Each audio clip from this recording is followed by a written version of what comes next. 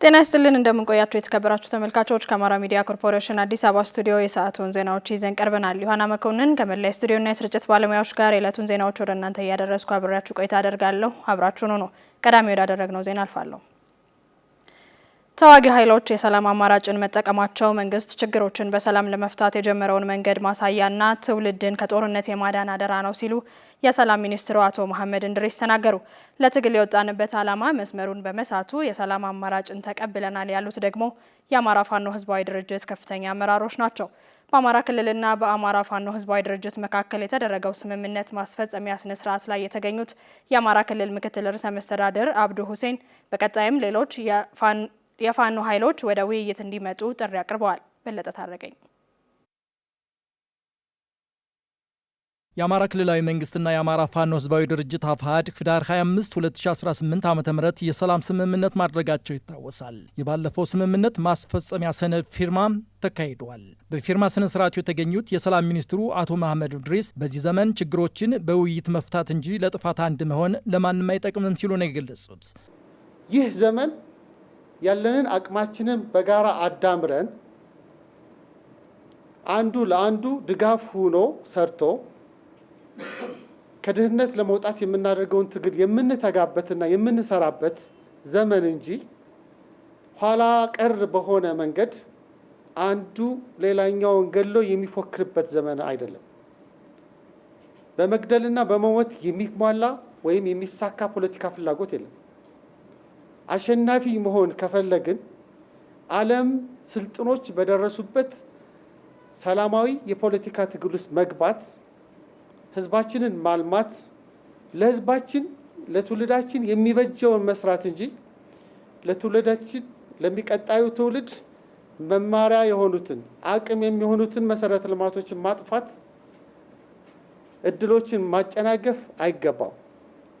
የአፋሕድ ወታደራዊ አስተዳደር መምሪያ ኃላፊ ረዳት ፕሮፌሰር ኢያሱ አባተም ወደ ጫካ ስንወጣ የአማራ ህዝብ ጥያቄዎችን መነሻ አድርገን ነበር። አሁን ለጥያቄዎች መልስ የሚያገኙበትን የተሻለ መንገድ መርጠናል ሲሉ ነው የተናገሩት። ጥያቄዎቻችን ቆጥረን ይዘን መንግስት ደግሞ ጥያቄያችሁ ምንድነው እስከሚልበት ጊዜ ድረስ ነው ውጊያ የሚያስፈልገው። ስለዚህ ይሄንን ጉዞ ለ3 ዓመት ያክል ሄደናል። አሁንም የቀጠናውን ሁኔታ አጠቃላይ የዓለምን ሁኔታ አይተን ተንትነን የሚሻለው መንገድ የትኛው ነው የሚለውን ረጅም ጊዜ ተወያይተንበት ጭምር እኛም በፋኖ በኩል መንግስትም እንደ መንግስት የገመገመው ያየው ነገር ኑሮ ነው ማለት ነው። ይሄን የሰላም ስምምነት ለመፈራረም የማስፈጸሚያ ሰነዶችንም ጭምር ለመፈራረም የበቃ ነው። ለትግል የወጣ ነው የህዝባችንን ጥያቄ ለማስመለስ ቢሆንም ትግሉ በመጠለፉ ከዓላማው ውጭ ሆነን ህዝባችንን መጉዳት ስለሌለብን የጀመርነውን ትግል በሰላማዊ መንገድ ለማስቀጠል ወስነናል ያሉት ደግሞ የአፋሕድ ምክትል ሊቀመንበርና ወታደራዊ አዛዥ ኮሎኔል ፈንተው መሀበው ናቸው። በአማራ ትግል ላይ ብዙ ጣልቃ ገብነት አለ። ከውስጥ እስከ ውጭ ይህ ፍላጎት ትግሉንም ወይም አጠቃላይ ፋኖንም ወደ አንድ ሊያደርገው አልቻለም። በዋነኛነት ይህን ትግል በበላይነት የሚመሩት ወይም ደግሞ ተጠልፏል። የተጠለፈውም በህወሓት በሻዕቢያና በግብጽ ነው።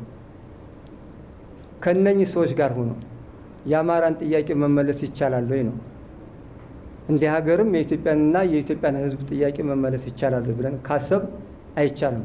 የአማራ ክልል ምክትል ርዕሰ መስተዳድር ዶክተር አብዱ ሁሴን ስምምነታችን ለህዝባችን ሰላምና መረጋጋት እንዲሁም ልማት መረጋገጥ ይሆን ዘንድ ተባብረን እንስራም፣ ለዚህም የክልሉ መንግስት ሁሉንም የሰላም አማራጮች ይጠቀማል፣ ጫካ የገቡ ወንድሞችም እውን ለህዝባቸው የሚታገሉ ከሆነ ጥሪውን ተቀብለው ሰላማዊ ትግሉን እንዲቀላቀሉ ጥሪ አቅርበዋል።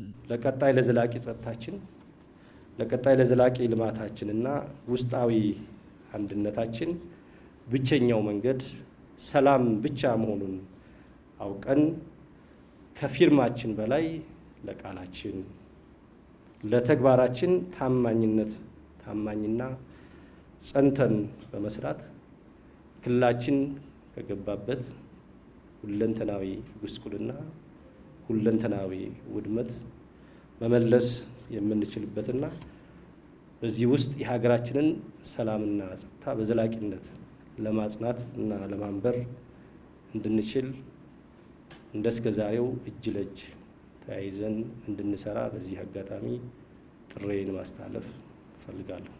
ወንድሞቼ ለከፈላችሁት መስዋዕትነት፣ ለሰላም ብላችሁ ለከፈላችሁት መስዋዕትነት ሁሉ በድጋሜ በራሴና በአማራ ብሔራዊ ክልላዊ መንግስት ስም ላመሰግን እወዳለሁ። ከጥይት ውጭ ያሉትን ሁሉንም ሰላማዊ አማራጮች ተከትለው ህዝባቸውን ለማገልገል ያደረሱትን ኪሳራና ውድመት ለመካስ እንዲችሉ መንግስት በድጋሜ የሰላም ጥሪውን ያስተላልፋል።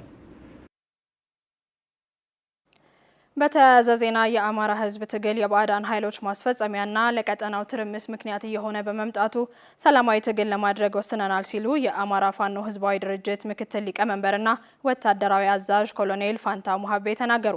በቀጣይ ሌሎች የፋኖ አባላትም ወደ ሰላማዊ አማራጭ በመምጣት የአማራን ህዝብ ጥያቄዎች በጋራ ማስመለስ ይኖርብናል ሲሉ ጥሪ አቅርበዋል። አደራው ምንየለት ተጨማሪ አለው። በአማራ ክልል መንግስትና በአማራ ፋኖ ህዝባዊ ድርጅት አፋሕድ መካከል ህዳር 25 2018 ዓ.ም የተደረገው የመጀመሪያ የሰላም ስምምነት ምክንያት በማድረግ የማስፈጸሚያ ስነ ስርዓት ተካሂዷል። የሰላም ስምምነቱን ተከትሎ ወደ ሰላም አማራጭ ከመጡት የአማራ ፋኖ ህዝባዊ ድርጅት ከፍተኛ አመራሮች መካከል የድርጅቱ ምክትል ሊቀመንበርና ወታደራዊ አዛዥ ኮሎኔል ፋንታው ሙሀቤ ይገኙበታል። ኮሎኔሉ ከአሚኮ ጋር ባደረጉት ቆይታ ከ3 ዓመታት በፊት የአማራ ህዝብ ጥያቄዎችን ለማስመለስ ወደ ጫካ የገባንባቸው ምክንያቶች ቢኖሩም አሁን ላይ ግን የትግሉ ዓላማዎች አቅጣጫቸውን በመሳታቸው የሰላም አማራጭ ተቀብለናል ብለዋል። ይህንንም የሰላም አማራጭ ስንመርጥም ዝም ብለን የመጣን ሰዎችም አይደለም። ሰዎች እንደሚሉት እጅ ሰጡ፣ ካዱ፣ የግለሰብንም ስም እያነሱ የሚያደርጉት ማብጠልጠልም አለ፣ ስም ማጥፋትም አለ። ይሄ ለእኛ ጉዳያችንም አይደለም። ግን ለአንድ ዓመት ያህል የተለፋበት የተደከመበት ሂደት ነው። ስለዚህ የአፍሪካ ህብረትም ሆነ ኢጋድ መጥተው አናግረውን ስርዓት ባለው መንገድ መንግስትም አውቆት ዳውንት ላይ የተደረገ ውይይት ነው።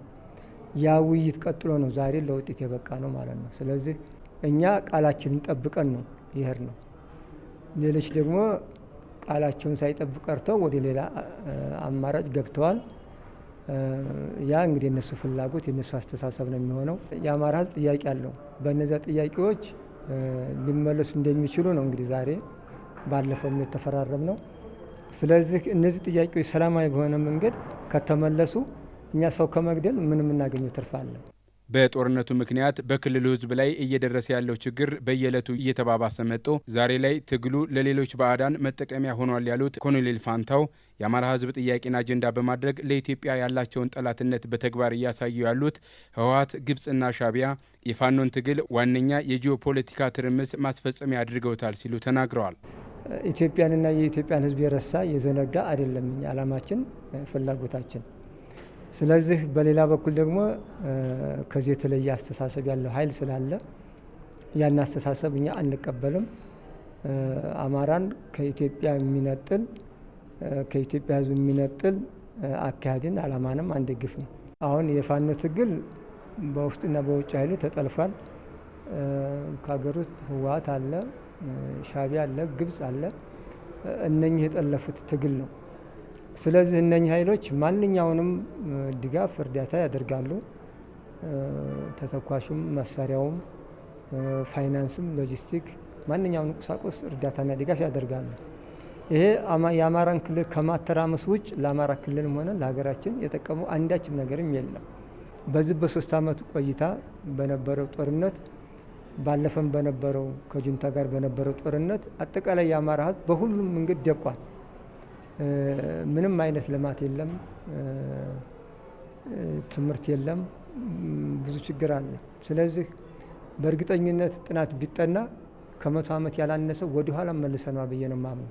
ስለዚህ ይህንን ማስተካከል የሁላችንም ኃላፊነትም ግዴታም ይሆናል የሚል እምነት አለ። የአማራ ክልል ህዝብ ጥያቄን ለማስመለስ ጠመንጃ መያዝ የግድ ባለመሆኑ ከክልሉና ከፌዴራል መንግስት ጋር በመቀራረብ ጥያቄዎቻችንን ለማስመለስ የሰላም አማራጭ ተቀብለናል ያሉት ኮሎኔል ፋንታው ሟቤ ለዚህ ተግባራዊነት ደግሞ የጋራ ርብርብ ይጠይቃል ሲሉ ለሌሎች የፋኖ አባላትም ጥሪ አቅርበዋል።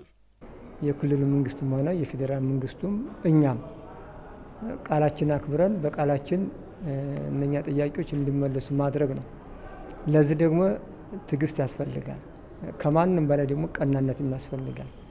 ቀናነቱ ካለ የማይፈታ ችግር የለም። ቀናነት ከሌለ ነው ችግር የማይፈታው። ስለዚህ የክልሉ መንግስትም የፌዴራል መንግስትም ሁላችንም ሌላውም ራሱ የአማራን ክልልም ብቻም ሳይሆን እንደ ሀገርም ያለውን ችግር ለመፍታት የሁሉም ርብርብ ያስፈልጋል። በውጭ ያሉ ወንድሞቻችንም በኩልም የፌዴራል መንግስቱም የክልል መንግስቱም እኛም ራሳችን አጠቃላይ ህዝቡም ከፍተኛ ጥረት ማድረግ አለበት። በአዲስ አበባ ከተማ የተሻለ የገቢ አሰባሰብና አጠቃቀም ስርዓት መዘርጋቱን ከንቲባ አዳነች አቤቤ ተናገሩ።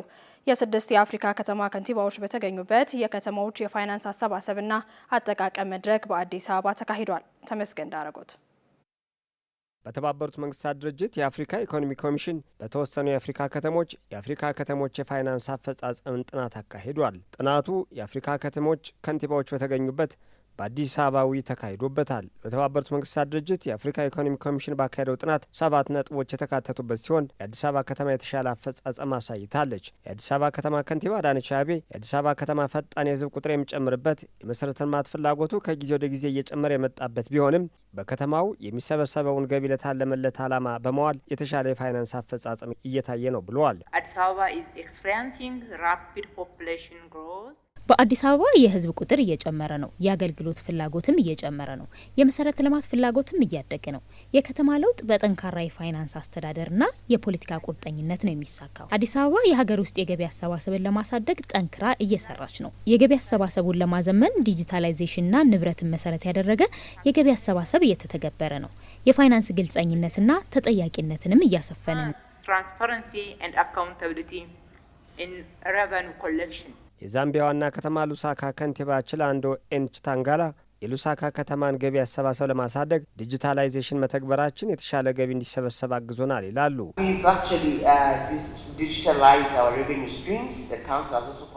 የፋይናንስ ስርዓታችንን አዘምነናል። ገቢ የሚሰበሰብባቸውን መስኮች በቴክኖሎጂ እንዲታገዙ አድርገናል። ግልጸኝነትና የፋይናንስ አፈጻጸም ኦዲት ጥሩ ነው። በ2023 57 በመቶ ነው ገቢ የሰበሰብ ነው። በ2024 ደግሞ 67 በመቶ ገቢ ሰብስበናል። በ2025 90 በመቶ ገቢ ነው የሰበሰብ ነው። የኬንያ ዋና ከተማ ናይሮቢ ምክትል ገዢ ጄምስ ንጎርጌ ሙችሪ በበኩላቸው በናይሮቢ ከተማ ከሚሰበሰበው ግብር ለነዋሪዎች በተመጣጣኝ ዋጋ የመኖሪያ ቤት ግንባታ እየተከናወነ መሆኑን አንስተዋል። በሀገር አቀፍ ደረጃ የቤት አቅርቦት መርሃ ግብር አለ። የቤት አቅርቦቱ ተመጣጣኝ የቤት አቅርቦት ለዜጎች የሚል ነው። በአዲስ አበባ እንደታየው ተገቢ ባልሆነ ቦታ የሚኖሩ ዜጎችን የቤት አቅርቦት ለማሻሻል እየሰራን ነው። የታንዛኒያ ዋና ከተማ ዳሬ ሰላም ከንቲባ ኑርዲን ቢላል ጅማ የከተማቸው ሕዝብ ግብር ለመክፈል ቅን መሆኑን ገልጸው በተሰበሰበው ገቢ የገነባነውን መሰረተ ልማት ስለምንጠየቅ ገቢን ከልማት ጋር አስተሳስረን እየሰራን ነው ይላሉ። ህዝባችን ግብር ለመክፈል ዝግጁ ነው። ቀጣይነት ያለው ግብር ለመክፈል ግን በተከፈለው ግብር የለማውን መሰረተ ልማት ማየት ይፈልጋል። ከዚህ ጉባኤ ብዙ እንደምንማር ተስፋ አደርጋለሁ። በአዲስ አበባ በተካሄደው የከተሞች የእርስ በርስ ልምድ ልውውጥ የአዲስ አበባ፣ የኬንያ፣ የታንዛኒያ፣ የዛምቢያና ሌሎች ከተሞች ከንቲባዎች ተገኝተዋል። በደብረ ብርሃን ከተማ ባለፉት 6 ወራት በኢንዱስትሪ ዘርፍ ከ5000 በላይ ዜጎች የስራ ዕድል እንደተፈጠረላቸው ተገለጸ። የደብረ ብርሃን ከተማ ምክር ቤት 4ኛ ዙር 13ኛ ዓመት 48ኛ መደበኛ ጉባኤውን እያካሄደ ይገኛል። ወንዲፍራ ዘውዴ ተጨማሪ አለው።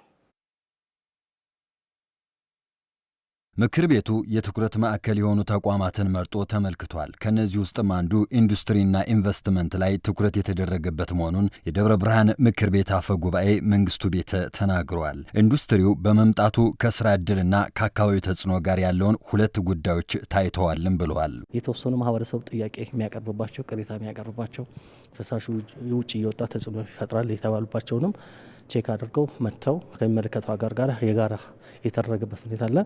የአካባቢ ተጽዕኖን የሚከታተለው መስሪያ ቤት በዚህ ደረጃ ያጋጠሙትን ችግሮች ለኛ ያነሳበት ሁኔታ አለ። ቀጣይ ከሚመለከታቸው አካላት ጋር ሆኖ ይሄ ሊፈታ እንደሚችል የጋራ የተደረገበት ሁኔታ አለ። ሁለተኛ ስራ ያልጀመሩና አጥረው የተቀመጡትን የደረሰ የሚል ክትትል ተደርጓል። ቀደም በሪፖርት እንዳያችሁት ብዙዎቹ ማስጠንቀቂያ የተሰጣቸው እንዲነጠቁ የተደረገባቸው፣ ስራ የጀመሩት ደግሞ እና እንቅፋት የገጠማቸውን አጥንተው ለቀጣይ ችግራቸው ተፈቶ ወደ ስራ እንዲገቡ የተደረገበት አለ። ስራም የጀመሩ አሉ እና ይሄ ጥሩ ነው ብለን ያየንበት ሁኔታ አለ። የደብረ ብርሃን ተቀዳሚ ምክትል ከንቲባ የሆኑት አቶ በድሉ ብሸት ለምክር ቤቱ ሪፖርታቸውን አቅርበዋል። በዋናነት ከኢንዱስትሪና ኢንቨስትመንት አኳያ ከ160 በላይ ፕሮጀክቶች ግንባታቸውን እያጠናቀቁ መሆኑን አንስተዋል። በአመቱ ውስጥ ወደ 18 ፕሮጀክቶች ወደ ምርት እናሸጋግራለን ነው። አሁን በ6 ወሩ ወደ 14 ፕሮጀክቶች ወደ ምርት አሸጋግረናል። ይሄ የተሻለ አፈጻጸም እንዳለው ያየንበት ሁኔታ ነው ያለው። ሌላው አዳዲስ ፕሮጀክቶችን መመልመል ከ60 በላይ ፕሮጀክቶችን በአዲስ መልክ መመልመናል። ካቀድነው እቅድ አኳያ የተሻለ ፈጽመናል ብሎ መውሰድ ይቻላል። እንዲሁም ግንባታ ማጠናቀቅ ወደ 28 አካባቢ ግንባታቸውን ያጠናቅቃሉ ብለን ከ30 በላይ ግንባታ ያጠናቀቁበት ሁኔታ ነው ያለው። ይሄ ማለት በአጠቃላይ አሁን ባለው ደረጃ ወደ 160 በላይ ፕሮጀክቶች ግንባታቸውን አጠናቀው የተለያዩ ማሽን ጥበቃ ሂደት ላይ የሚገኙ ናቸው ብሎ መውሰድ ይቻላል። ኢንዱስትሪው በስራ እድልን በመፍጠር ረገድ ከ5500 በላይ አዳዲስ የስራ እድሎችን የፈጠረበት ሁኔታዎች ናቸው ያሉት። በምክር ቤቱ አባላት ሲነሳ የነበረው ሌላኛው የአስፋልት መንገድ አሁን ላይ የ2.77 ኪሎ ሜትር የቆረጣ ስራዎች እየተሰሩ መሆናቸውንም ተቀዳሚ ምክትል ከንቲባው አቶ በድሉ አንስተዋል። ከዚህ ጎን ለጎን የኮሪደር ልማት ስራውም እየተፋጠነ እንደሚገኝም ጠቅሰዋል። ከ5 ኪሎ ሜትር በላይ የአስፋልት መንገድ ፕሮጀክት ውለታ ስምምነት ተፈጽሞ ወደ ተግባር ገብተናል። እስካሁን የ2.77 ኪሎ ሜትር የቆረጣ ስራዎችና ሌሎች ስራዎች እየተሰሩ ያሉበት ሁኔታ ነው ያለው። ይሄ በፍጥነት እየሄደ ነው ያለው። ይሄ 5 ኪሎ ሜትር አስፋልት የምንሰራው መንገድ እሱም የኮሪደር ልማት ታሳቢ ተደርጎ በተለይ የእግረኛ መንገድን ታሳቢ ተደርጎ እንዲኖረው አንዱ እየተሰራ ነው። በሌላ በኩል ደግሞ ከተማው አሁን የ2 ኪሎ ሜትሩን አቅዶ እያከናወነ ነው ያለው። ይሄ ለ6 ተቋራጮች ሰጥተን ስራው በፍጥነት እየተሰራ ነው ያለው። የመሬት ቆረጣ ስራው የሪቴኒንግ ሆል ግንባታው እየተጠናቀቀ ነው ያለው። ስራውን በፍጥነት እንዲያጠናቅቁ በተለይ ረጅም ጊዜ ወስዶ ሌሊትም ጭምር እንዲሰሩ እየተደረገ ያለበት ሁኔታ ነው ያለው። የደብረ ብርሃን ከተማ ምክር ቤት 4ኛ ዙር 13ኛ ዓመት 48ኛ መደበኛ ጉባኤውን እያካሄደ ይገኛል። ጉባኤው ለ2 ተከታታይ ቀናት የሚካሄድ ይሆናል። ለመንግስት ሰራተኞች የጤና ባለሙያዎች የማህበራዊ ጤና መድህን አገልግሎት መስጠት ተጀመረ። የጤና ባለሙያዎችና የጤና ሚኒስቴር ተጠሪ ተቋማት ሰራተኞች ምዝገባ መካሄዱን የኢትዮጵያ ጤና መድህን አገልግሎት አስታውቋል። ሰላማዊት ነጋ በዝርዝር ተመልክተዋለች። ለሁሉም ዜጎች የጥራት ደረጃውን የጠበቀ የጤና አገልግሎት በፍትሐዊነት ተደራሽ ለማድረግ የተለያዩ የህብረተሰብ ክፍሎች የማህበራዊ የጤና መድን አገልግሎት ተጠቃሚ እንዲሆኑ ማድረግ ተችሏል። በዚህም በአጠቃላይ ከ63 ሚሊዮን በላይ ለሆኑ ዜጎች የጤና ሽፋን መስጠት ተችሏል። የመንግስት ሰራተኛ የሆኑ የጤና ባለሙያዎችም ለበሽታ ተጋላጭነታቸውን ግምት ውስጥ በማስገባት የማህበራዊ የጤና መድን አገልግሎት ተጠቃሚ እንዲሆኑ መደረጉን የኢትዮጵያ ጤና መድን አገልግሎት ዳይሬክተር ተስፋዬ ወርቁ ተናግረዋል። የጤናው ዘርፍ የመንግስት ሰራተኞች በስራቸው ባህሪ ምክንያት ለበሽታ ተጋላጭ ከመሆናቸውም በላይ በየደረጃው በሚገኙ የጤና አገልግሎት ሰጪ ተቋማት ለተጠቃሚዎች አገልግሎት ሰጪ እንደመሆናቸው መጠን በሌሎች የመንግስት ተቋማት የመንግስት ልማት ድርጅቶች ውስጥ ተቀጥረው የሚሰሩ ሰራተኞችን ከሚሰጡት አገልግሎት ተጠቃሚ እንደሆኑ ሁሉ የጤና ዘርፍ ሰራተኞችም የጤና እክል ሲያጋጥማቸው የሕክምና አገልግሎት ወጪያቸው በመንግስት ተሸፍኖ አገልግሎት እንዲያገኙ ለማድረግ ሰፊ ስራ ሲሰራ ቆይቷል። በመሆኑም አዲስ በወጣው የጤና አገልግሎት አስተዳደር ቁጥር አዋጅ 1363/2017 መሰረት የጤና ዘርፍ የመንግስት ሰራተኞች የጤና መድን አባልነት ሙሉ መዋጮው በመንግስት እንዲሸፈን ተደርገዋል። የመንግስት ሰራተኛ የጤና ባለሙያዎችና የጤና ሚኒስቴር ተጠሪና ተዋረድ መስሪያ ቤቶች የሚሰሩ ሰራተኞች ምዝገባ መከናወኑን ገልጸዋል። በሚሰሩባቸውና በአቅራቢያቸው በሚገኝ አገልግሎቱን በሚሰጥ የጤና ተቋም ተጠቃሚ መሆን እንደሚችሉም ተናግረዋል። በአሁኑ ወቅት በዘርፉ ከሚገኙ መንግስት ሰራተኞች ውስጥ በአባወራና ማወራ ደረጃ 181,000 የሚሆኑ በአጠቃላይ ከነ ቤተሰቦቻቸው 475,000 ቤተሰቦችን በዲጂታል ሲስተም ተመዝግበው ያሉ ሲሆን ለነዚህ ሰራተኞች አገልግሎት የሚሰጡ አጠቃላይ 2815 የጤና አገልግሎት ተቋማት ጋር ውል ስምምነት ለመፈጸም ተችሏል። ማህበራዊ የጤና መድን አገልግሎት የሚሰጡ የጤና ተቋማት አገልግሎታቸውን ማዘመንና ጥራቱን የጠበቀ ማድረግ እንደሚገባቸው እንዲሁም የሚሰጡትን አገልግሎት ተቋሙ ቁጥጥር የሚያደርግ መሆኑን ዳይሬክተሩ ገልጸዋል። የጤና አገልግሎት ተቋማት የጥራት ደረጃውን የጠበቁ የሕክምና አገልግሎት ለመስጠት እንዲቻል የጀመሩትን ስራ አጠናክረው እንዲቀጥሉ የኢትዮጵያ ጤና መድንም እንግዲህ በዚሁ ዘርፍ የአገልግሎት አሰጣጥ ስርዓት መሰረት እየተገለገሉ ያሉትን ክትትል በማድረግ የሚያጋጥሙ ችግሮችን ፈጥኖ በመለየት መፍትሄ እየሰጠን የምንሄድበት ይሆናል። የማህበራዊ ጤና መድን አገልግሎት ተደራሽነትን በማስፋት ሁሉም የመንግስት ሰራተኞችና የሀገሪቱ ዜጎችን ተጠቃሚ ለማድረግ እንደሚሰራም ተገልጿል። በመጨረሻም ወደ አጫጭር ዜናዎች እናልፋለን። ረህመት አደም ታቀርባቸዋለች። ተከታትለን እንመለስ።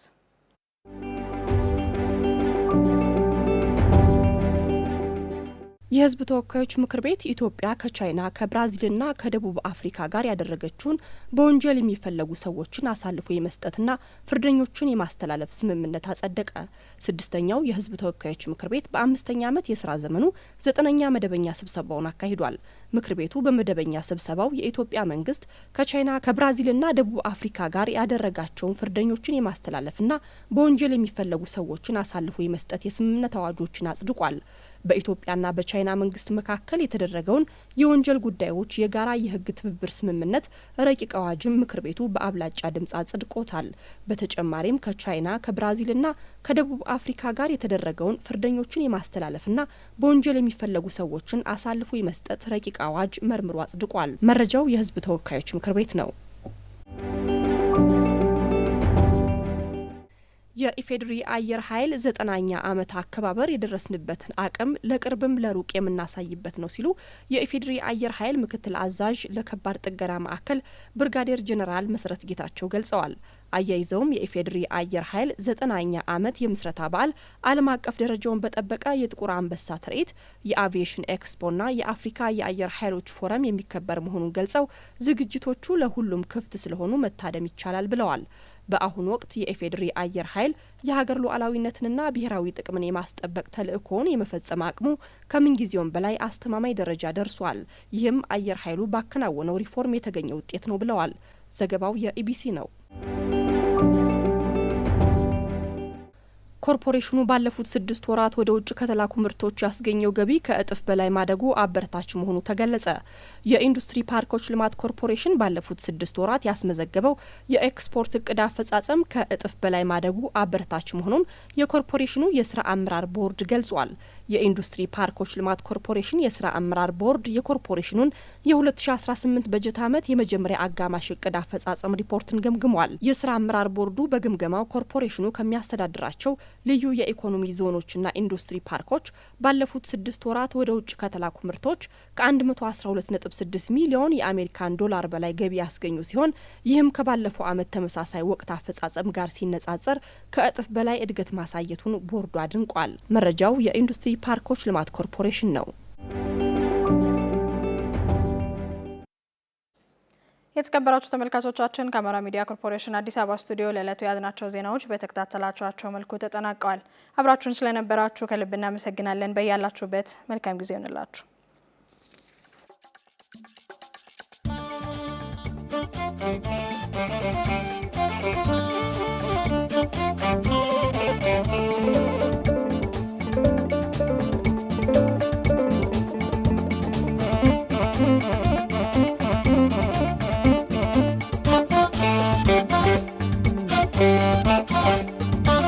Thank you.